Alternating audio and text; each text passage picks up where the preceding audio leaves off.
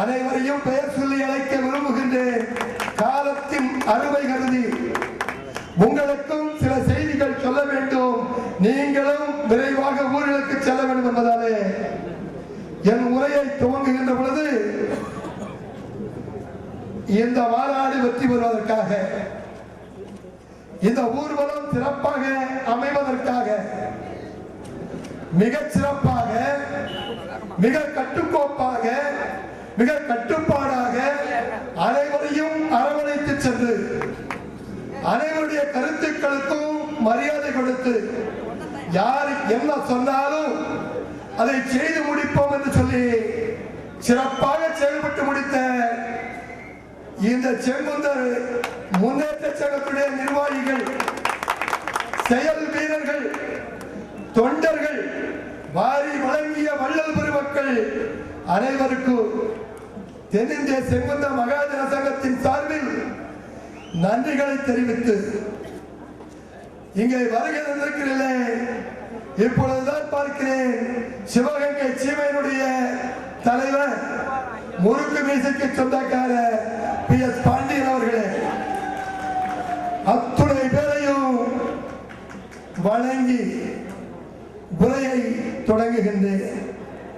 நான் 1 மணி நேரமாவது எனக்கு கிடைக்கும் என்று எண்ணி பார்த்தேன். கிடைத்தது சில நொடிகள், சில நிமிடங்கள். சொல்ல வேண்டிய செய்திகள் ஏராளம் இருந்தாலும், எனக்கு முன்னதாக பேசியவர்கள் பல்வேறு செய்திகளை விட்டு சென்றாலும், என் அருமை சொந்தங்களே, எத்துணை இடர்பாடுகளை, எத்துணை சவால்களை, எத்துணை சோதனைகளை, எத்துணையோ சம்பவங்களை சந்தித்து விட்டுத்தான் இந்த வெற்றியை இன்றைய தினம் பெற்றிருக்கிறோம். சோதனை இல்லாத வெற்றியும், சூடுபடாத அரிசியும் சோறாகவோ மாநாடாகவோ திகழ முடியாது. பல முறை உங்களை சந்தித்திருக்கிறேன், உங்களோடு உரையாடி இருக்கிறேன். என் அருமை சொந்தங்களே, நீங்கள் யார் என்பதை நீங்கள் மறந்து விட்டீர்கள். பல்வேறு செய்திகள் இங்கே சொல்லப்பட்டது. நான் மிக விரைவாக செல்லுகிறேன். இந்த இனம் எப்படிப்பட்ட இனம்? தறிக்குழிக்குள்ளே காலாட்டி கால்வரி குதி கஞ்சி குடித்த இனம் என்று எண்ணிக்கொண்டிருக்கிறீர்களா? இல்லை. காலத்தின் கோலம், காலம் கொடுத்த தண்டனை நாங்கள் இன்று இப்படி இருக்கிறோம். இந்த நாட்டிலே யாருக்காக உழைக்கவில்லை செங்குந்தன்? ஊர்வலம் செல்லுகின்ற பாதையிலே வருகின்ற பொழுது ஒரு விளம்பர பதாகையை பார்த்துவிட்டு உள்ளம் கொதித்த எழுதியிருக்கிறார் என் அருமை தம்பி. ஊருக்கெல்லாம் உழைத்த செங்குந்தன், ஊருக்காகவே ஓடோடி உழைத்த செங்குந்தன், அழைத்தவருக்கெல்லாம் கூட்டம் கூட்டி ஊர்வலம் சென்ற செங்குந்தன் தனக்காக இன்றுதான் மண்ணிலே கால் வைக்கிறார் என்று எழுதியிருந்தார். உண்மைதானே? இந்த இனத்திலே தோன்றிய நாங்கள் எல்லாம் எங்களுக்காகவே வாழ்ந்திருந்தோம் என்று சொன்னால் இந்த நாட்டிலே சேரனும் சோழனும் பாண்டியனும் அரசராக இருக்க முடியாது. தெரிஞ்ச கைகோளப்படையுடைய துணை எது என்று சொன்னால் பராந்தக சேரனும் சோழனும் பாண்டியனும் இந்த நாட்டிலே கோலோச்சி இருக்க முடியாது. அது மாத்திரமல்ல, பழப்பெருமை என்று சொல்வீர்கள். நிகழ்காலத்திற்கு வருகிறேன். இந்த நாட்டிலே ஒட்டக்கூத்தன் இல்லை என்று சொன்னால் தமிழ் இப்படி இருந்திருக்குமா? எடுத்தவரெல்லாம் கவிஞன், பாடியதெல்லாம் கவி என்று சொன்னால் இலக்கண தமிழோடு இன்றைக்கும் கலிப்பொழி எத்துணை உழைத்தாலும் இறை துணையும் தேவை, அவனுடைய துணையும் நமக்கு தேவை. மாநாட்டை பார்க்க அவரே வருகிறார். இதை விட வேற என்ன சிறப்பு தேவைகள்? நாம் தான் தேடி போவோம். யாருக்கு கிடைக்கும்? எல்லாம் சிந்தித்து பார்ப்போம். ஒட்டக்குத்தன் இல்லை என்றால் தமிழ் இலக்கியம் இப்படி இல்லை. அதற்கடுத்து திருப்பாலூரில் புலியூரிலே பிறந்து திருக்கோவிலூர் மடத்திலே வாழ்ந்த ஞானியார் அடிகள், ஞானியார் சுவாமிகள் யாருக்குமே இன்றைய அரசியல்வாதிகள் மறந்தது, இலக்கியவாதிகள் மறந்து விட்டார்கள். ஏன் பெற்றெடுத்த செங்குந்தனும் மறந்து விட்டோம் ஞானியார் அடிகளை. இந்த நாட்டில் தமிழுக்கு அவரை போல் இன்னொருவர் தொண்டாற்றி இருக்கிறார். பெரியவர்களே, அரசியல் கட்சியாக இருந்தாலும் சரி, யாராக இருந்தாலும் தமிழுக்கு யாரெல்லாமோ சொந்தம் கொண்டாடுகிறார்கள். இந்த நாட்டிலே ஞானியார் அடிகள் ஒருவர் தான் தன்னுடைய சிந்தனையை தெளிவாக்கிக் கொண்டு தமிழ் சங்கம் மதுரையிலே தோன்றியது என்று சொன்னால் தோற்றுவித்தவர்கள், உதவி செய்தவர்கள் பாண்டித்துரை தேவரும் பாஸ்கர சேதுபதியும். தோற்றுவிக்க வேண்டும் என்று ஆணையிட்டவர் ஞானியார் அடிகள் செங்குந்த. இல்லை என்று மறுக்க முடியுமா யாராலும்? திருக்கோவிலூர் வீரசைவ மடத்திலே வசிக்கின்ற ஞானியார் அடிகளை திருவண்ணாமலைக்கு சென்று விட்டு வருகிற போதெல்லாம் மதுரையிலே அல்ல, அருகாமையில் உள்ள பாலவரத்தினுடைய ஜமீன்தார் பாஸ்கர சேதுபதி, அவருடைய அண்ணன் பாண்டித்துரை தேவர் அளவு கடந்த மரியாதை கொண்டவர் ஞானியார் அடிகள். பாண்டித்துரை தேவர் வருகிற பொழுது ஒரு தமிழ் சொற்பொழி ஆற்றி விட்டு சொல்கிறார், மதுரையிலே ஒரு தமிழ் சங்கம் தொடங்க வேண்டும், இந்த நாட்டிலே உள்ள மக்களுக்கு தமிழ் கற்பிக்கப்பட வேண்டும், தமிழிலே இலக்கண ரீதியாக இலக்கிய ரீதியாக பலர் வர வேண்டும் என்பதற்காக தமிழ் சங்கம் துவங்க வேண்டும் என்று கோரிக்கை வைக்கிறார் பாண்டித்துரை தேவரிடத்திலே.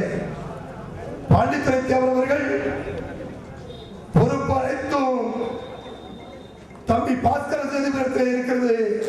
நானும் சொல்கிறேன், நீங்களும் சொல்லுங்கள் என்று சுவாமிகளிடத்தில் சொன்னதற்கு பின்னாலே திருவண்ணாமலை திருக்கார்த்திகை தீபத்திற்கு சென்று விட்டு வருகிற பொழுது திருக்கோவிலூர் வீரசைவ மடத்திலே பாஸ்கர சேதுபதி ஞானியர்களை சந்திக்கிறார்.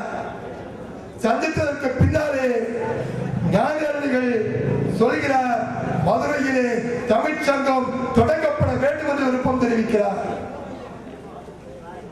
அதற்கு பின்னாலேதான் பாண்டித்துரை தேவரும் பாஸ்கர சேதுபதியும் மதுரையிலே தமிழ் சங்கத்தை தொடங்கினார்கள். இது வரலாறு, வரலாற்றுக்கு சொந்தக்காரர் ஒரு செங்குந்தர், மறந்துவிடக் கூடாது. ஏன் சுதந்திர போராட்டத்தில் மாத்திரம்தானா? தமிழை வளர்ப்பதில் மாத்திரம்தானா? ஆன்மீகத்தில் வாரியாரை மிஞ்சிய ஒருவர் உண்டா? ஆன்மீகத்தில் மாத்திரம்தானா? அரசியலிலே பேரறிஞர் அண்ணாவும் இந்த நாட்டிலே ஒரு மாற்றத்தை ஏற்படுவதற்கு மூல காரணமாக இருந்தவன் கீழப்படுவோர் சின்னசாமி. அந்த சின்னசாமி தன்னுடைய தேக்குமர உருவத்திற்கு தீக்கிரையாக்கும் பொழுதுதான் சிந்தனை மாறுபட்டது, அரசியல் முன்னோக்கி சென்றது. அண்ணா அரசியலிலே மாறுபட்ட சிந்தனைக்கு ஆளானார். அது மாத்திரம்தானா? எத்துணை சொல்ல வேண்டும் உங்களுக்கு? இன்று வரையிலே அனைத்து செயல்பாடுகளுக்கும் தனக்காக வாழ்ந்தவர் அல்ல செங்குந்தன். அதனால் தான் தனிப்புணி பிள்ளை கிடைக்கிறோம்.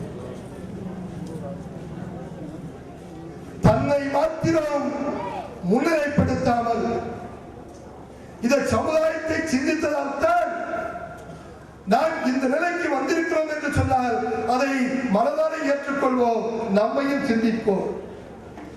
இன்று ஒரு கேள்வி என்னிடத்திலே, நான் மற்ற செய்திகளுக்குள் செல்லவில்லை, சில செய்திகளை விட்டு செல்கிறேன். இந்த நேரத்தில் மீண்டும் மீண்டும் மீண்டும் உங்களை சந்திக்க வருவேன். ஒரு செய்தி, ஒரு அரசியல்வாதி எங்களிடத்திலே என்னிடத்தில் தொலைபேசியிலே தொடர்பு கொண்டு எந்த அடிப்படையிலே பேரறிஞர் அண்ணாவுடைய படத்தினை நீங்கள் உங்களுடைய சுவரொட்டிகளிலே அச்சிடுகிறீர்கள்? கேள்வியை பாருங்கள். அண்ணாவை சொந்தம் கொண்டாடுவதற்கு இந்த நாட்டிலே செங்குந்தரை தர வேறு எவனுக்கும் வருவது கிடையாது. ஏன் தெரியுமா?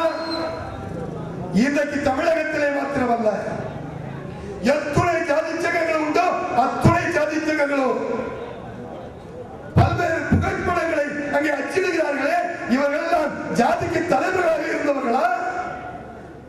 அரசியலிலே, நிர்வாகத்திலே, தொழிலிலே மேலே வந்ததற்கு பின்னாலே ஜாதியிலே தலைவர்கள் இவர்கள் எல்லாம் என்னுடைய இடத்தை சேர்ந்த பெரியவர்கள் என்று தூக்கி பிடிக்கிறார்கள், அடையாளம் காட்டுகிறார்கள். பேரறிஞர் அண்ணா என்ன அரசியலுக்கு மாத்திரம் சொந்தக்காரர் என்று எண்ணுகிறீர்களா? அருமை அரசியல்வாதிகளே, அண்ணா எப்பொழுது அரசியலுக்கு வந்தார்? 1936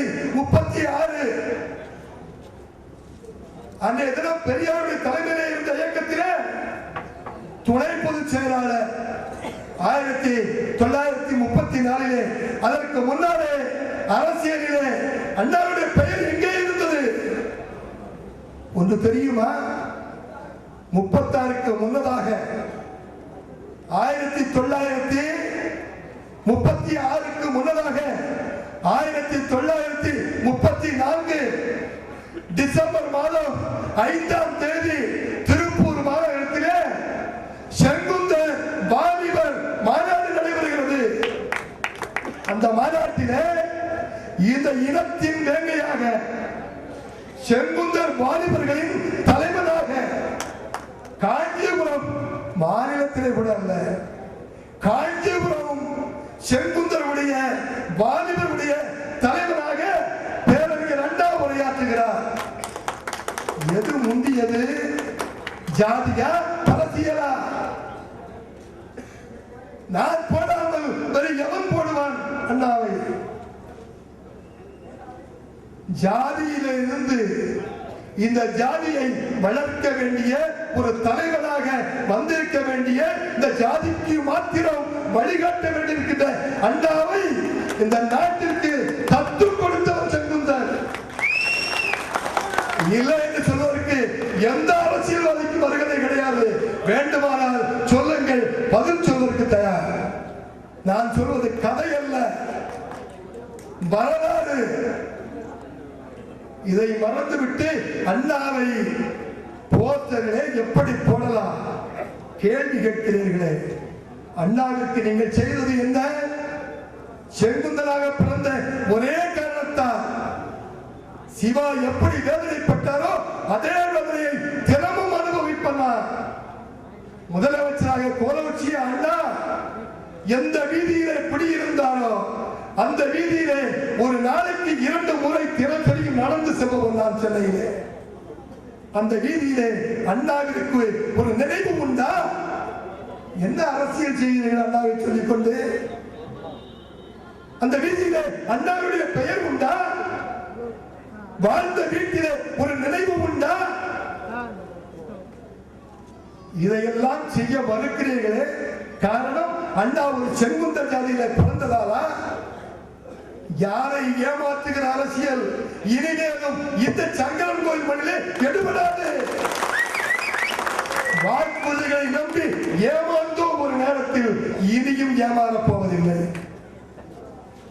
ஏன் இத்துணை கட்டுக்கோப்பான ஒரு கூட்டத்தினை எங்காவது நீங்கள் பார்த்தது உண்டா? இத்துணை இளைஞர்கள், 1000 இளைஞர்கள் அணிவகுத்து வந்த ஒரு கூட்டத்திலே எங்காவது ஒரு சிறு துரும்பு உடைபட்டிருக்குமா? அப்படி அமைதியாக செல்வதை நீங்கள் ஏமாளித்தவன் எண்ணிக்கொண்டிருந்தால் நீங்கள் ஏமாளிகள். ஆர்ப்பரிக்க துணிந்தோம் என்று சொன்னார் செங்குந்தன் என்ன செய்வான் தெரியுமா? தெரிஞ்ச கைகோளப்படையாக மாறுவதற்கு வெகு காலம் பிடிக்காது. என்றைக்கும் தீக்குச்சிகளாக இருந்து விட மாட்டோம். உரசி பார்ப்பீர்கள் என்று சொன்னால் தீப்பிழம்பாக மாறுவோம். வெகு காலம் இல்லை. என் அருமை சொந்தங்களே, இடையூறுகள் எந்த வடிவிலே வந்தாலும் சரி, நமக்கு இடையூறுகள் எந்த வழியிலே வந்தாலும் சரி, எந்த இடத்திலிருந்து வந்தாலும் சரி, யார் மூலமாக வந்தாலும் சரி, சந்திப்பதற்கு இந்த இனம் தயாராக இருக்கிறது. ஏன் இவ்வளவு கோபப்படுகிறேன் தெரியுமா? எத்துணை காலம்தான் முதுகிலே ஏறுவார்கள், எத்துணையைத்தான் இழந்து கொண்டே இருப்பீர்கள். நீங்களும் இந்த மண்ணிலே எத்துணை வரலாற்றை இழந்திருக்கிறோம். தலைவர்கள் சொன்னார்களே, சங்கரன் கோவிலை வளர்த்தவர்கள் யார்? அது மாத்திரமல்ல நண்பர்களே, ஆத்திரம் அளவுக்கு மீறுகிற பொழுது, அணை உடைகிற பொழுது சற்று சேதங்கள் ஏற்படத்தான் செய்யும். அந்த நிலைக்கு எங்களை தள்ளிவிடாதீர்கள். இங்கே இருப்பவர்கள், என் அருமை தம்பிமார்களே, நான் மெத்த பணிவோடு கேட்பதெல்லாம், நான் பெரியவர்களை பற்றி பேச விரும்பவில்லை. அரசியலை இருந்து கொள்ளுங்கள், வேண்டாம் என்று சொல்லவில்லை. ஒரே ஒரு செய்தியை முடித்துவிட்டு நான் அமர விரும்புகின்றேன். தலைவர் அவர்கள் விரிவாக பேசுவார்கள். இந்த நாட்டிலே 1965 முன்னதாக, இன்னும் சொல்ல போனால் சரியாக சொன்னால் 1970 முன்னதாக இருந்த ஜாதிய சங்கங்கள் எத்தனை?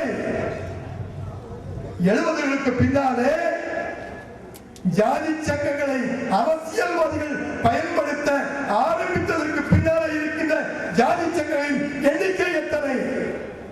கொடுமை என்ன தெரியுமா? ஜாதிய மோதலை தவிர்க்க வேண்டும் என்று நாங்கள் 5 பேர் கூடினாலும் 50,000 பேர் கூடினாலும் மாற்று இனத்தாரோடு இணக்கமாக வாழுங்கள் என்று உங்களுக்கும் சொல்லி நாங்களும் சொல்கிறோம். எத்துணை ஜாதிகள் ஏற்றுக்கொள்கிறீர்கள்? ஜாதிக்குள்ளே அரசியல் புகுந்து ஒவ்வொரு ஜாதி சங்கத்தையும் உடைத்து உடைத்து உடைத்து உருக்குலைத்து இந்த நாட்டிற்குள்ளே ஒரு சாபக்கடை விளைவித்த அரசியலை நீங்கள் வேண்டும் என்று சொன்னால் வைத்துக் கொள்ளுங்கள், வேண்டாம் என்று சொல்லவில்லை. முதலிலே பிறந்தது எது? நீங்கள் பிறக்கும் பொழுது எந்த கட்சி? யாருக்காவது சொல்ல முடியுமா? நீங்கள் ஜாதியோடு பிறந்தீர்கள். நான் ஜாதிய வெறியையோ வேகத்தையோ ஊட்டவில்லை. உணர்வு வேண்டும். பிறக்கின்ற பொழுது, இந்த மண்ணிலே உதித்த பொழுது உங்களுக்கு ஜாதி சூட்டப்பட்டு விட்டது. அரசியல் சூட்டப்பட்டது உண்டா? சரி, இன்று ஒரு கட்சி, நாளை ஒரு கட்சி, இன்று ஒரு ஜாதி, நாளை ஒரு ஜாதி. யாராவது தயாராக இருக்கிறீர்களா? ஆக அரசியலை பயன்படுத்துங்கள். உங்களை ஏமாற்றாதவரை, உங்களுடைய உழைப்பை சுரண்டாதவரை, உங்களுக்கு உறுதுணையாக இல்லாவிட்டாலும் உங்களை உபத்திரவப்படுத்தப்படாமல் இருக்கும் வரை அரசியலை இருந்து கொள்ளுங்கள். சட்டையை போன்று, துண்டை போன்று உடுத்திருக்கிற கோவணமாகிய ஜாதியை மறந்துவிட்டு நீங்கள் தெருவிலே திரிந்தால் உங்களுக்கு பைத்தியக்காரன் பெயர். எப்படி இருக்க வேண்டும் என்று நீங்களே முடிவு செய்து கொள்ளுங்கள். நன்றி, வணக்கம்.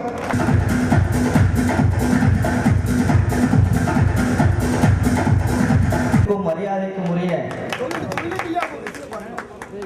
சங்கரங்கோல் செங்குந்தர் முன்னேற்ற கழகத்தினுடைய சங்கத்தினுடைய தலைவர் அவர்களே, செயலாளர் அவர்களே, பொருளாளர் அவர்களே மற்றும் அதிலே செயல்பட்டு கொண்டிருக்கின்ற நிர்வாகிகளே, சங்கரன் கோவிலில் இருக்கக்கூடிய மற்ற அமைப்புகளினுடைய நிர்வாகிகளே, இங்கே சங்கரன் கோவிலிலே இந்த இளைஞர்களுக்கு இவ்வளவு பெரிய ஒத்துழைப்பை கொடுத்து செல்லுகின்ற இடமெல்லாம் விளம்பரங்களை செய்து டிஜிட்டல் போர்டுகளை வைத்து இங்கே வந்த அத்துணை வீரர்களும் மெய்சிலிருக்கின்ற அளவுக்கு மிகப்பெரிய ஒத்துழைப்பை கொடுத்திருக்கின்ற இந்த சங்கரன் கோவிலே வாழ்ந்து கொண்டிருக்கின்ற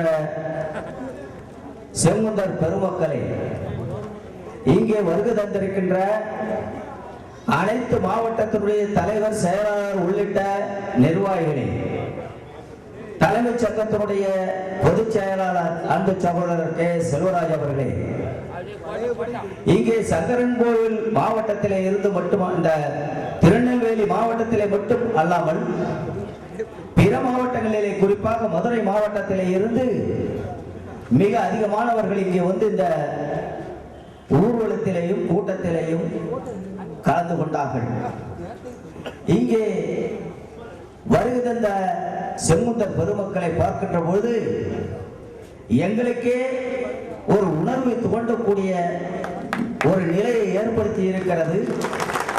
அதே நேரத்திலே இன்றைக்கு நீங்கள் பார்ப்பீர்களே, ஆனால் ஆளுகின்ற அரசாக இருந்தாலும் ஆண்டு கொண்டிருக்கின்ற அரசாக இருந்தாலும் இது போன்ற ஒரு கூட்டத்தை கூட்டுவதற்கு என்னென்ன செய்து கொண்டிருக்கிறார்கள் என்பதெல்லாம் உங்களுக்கு தெரியும். அதே நேரத்திலே அவர்கள் அமைப்புகளை வைத்திருக்கிறார்கள். மகளிர் அணி, இளைஞர் அணி என்று அவர்களுக்கு பொறுப்பை கொடுத்து நீங்கள் எல்லாம் வர வேண்டும் என்று எந்த அளவுக்கு அவர்கள் செய்து கொண்டிருக்கிறார்கள், என்ன செலவு செய்து கொண்டிருக்கிறார்கள் என்பதையெல்லாம் நாம் கண்கூடாக கண்டு கொண்டிருக்கின்ற அந்த நேரத்திலே இன்றைக்கு நம்முடைய செங்குந்தர் குல சிங்கங்கள், இளைஞர்கள் எந்த அளவுக்கு ஒரு மாபெரும் எழுச்சி இங்கே காட்டியிருக்கிறார்கள். நம்முடைய சகோதரிகள், நம்முடைய தாய்மார்கள், இளம் இந்த அணியில இருக்கக்கூடிய மகளிர் அணியில இருக்கக்கூடிய அத்துணை பேர்களும் ஏறக்குறைய 3 மணி நேரம் கால்நடையாக வந்து இந்த சங்கரன் கோவில் என்றுமே காணாத அளவுக்கு ஒரு மாபெரும் எழுச்சியை இங்கே காட்டியிருக்கிறார்கள் என்று எண்ணுகின்ற பொழுது நான் உள்ளபடியே பூரித்து போகிறேன். இங்கே பேசுகின்ற போது இங்கே நம்முடைய சமுதாயத்திலே என்னென்ன நடந்து கொண்டிருந்தது, பழைய கதைகளை எல்லாம் சொன்னார்கள், எல்லோரும் சொல்லிக் கொண்டிருந்தார்கள், நம்முடைய பெருமைகளை எல்லாம் சொல்லிக் கொண்டிருந்தார்கள். அதையெல்லாம் நீங்களும் செவிமடுத்தீர்கள். அதையே நான் மீண்டும்